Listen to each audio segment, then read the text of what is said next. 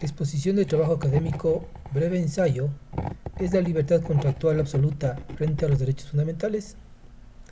Según el principio de supremacía, los preceptos constitucionales tienen superioridad frente al resto del ordenamiento jurídico. Así, el artículo 424 de la Constitución de la República del Ecuador dispone que la Constitución es la norma suprema y prevalece sobre cualquier otro del ordenamiento jurídico. De esta manera, la Constitución de la República del Ecuador es el eje central del ordenamiento jurídico ecuatoriano que se encuentra en la cúspide de la norma jurídica. Según lo establece el artículo 425 de la norma constitucional, de esto se determina que aquellas normas opuestas a la Constitución son inválidas y en caso de interpretación de una ley, esta debe escogerse aquella que conforme a la Constitución y o a los instrumentos internacionales referentes a los derechos fundamentales del hombre. Al respecto, es pertinente recordar que es deber y responsabilidad de todas las ecuatorianas y todos los ecuatorianos acatar y cumplir la Constitución, la ley y las decisiones de autoridad competente, respetando los derechos humanos. Por tanto, lo estipulado en los contratos privados debe observar y respetar los derechos fundamentales garantizados por la norma constitucional, así como por los tratados internacionales. En la cotidianidad nos encontramos con situaciones, acuerdos, contratos que vulneran los principios constitucionales fundamentales. Así tenemos el contrato de adhesión, la contratación laboral, situaciones precarias o de esclavitud, entre otras.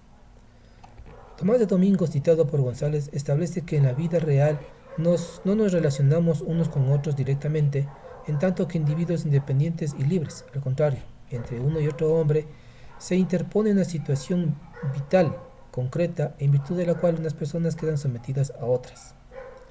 Ante esto, el Estado no solamente se debe limitar a abstenerse de irrumpir en el ámbito privado, no hacer, sino que también tiene la obligación de hacer mediante la aplicación directa o la interpretación de la Constitución a través de los jueces, donde el juez no debe conformarse con interpretar la ley, sino que también debe llenar los vacíos, pudiendo formular una nueva norma conforme con la Constitución, ya que de lo contrario podría resultar en los procedimientos del Estado de la violación de derechos por parte de los particulares.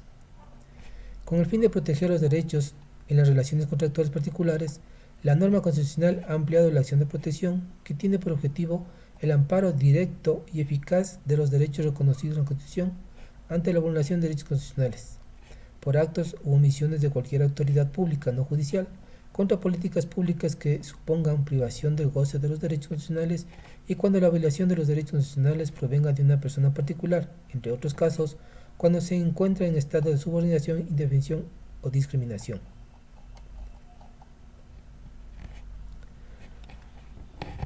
Sin embargo, de todos los derechos que ampara la Constitución, queda un largo camino por recorrer para desterrar la errónea creencia que los acuerdos contractuales privados no deben ser regulados por ninguna norma legal.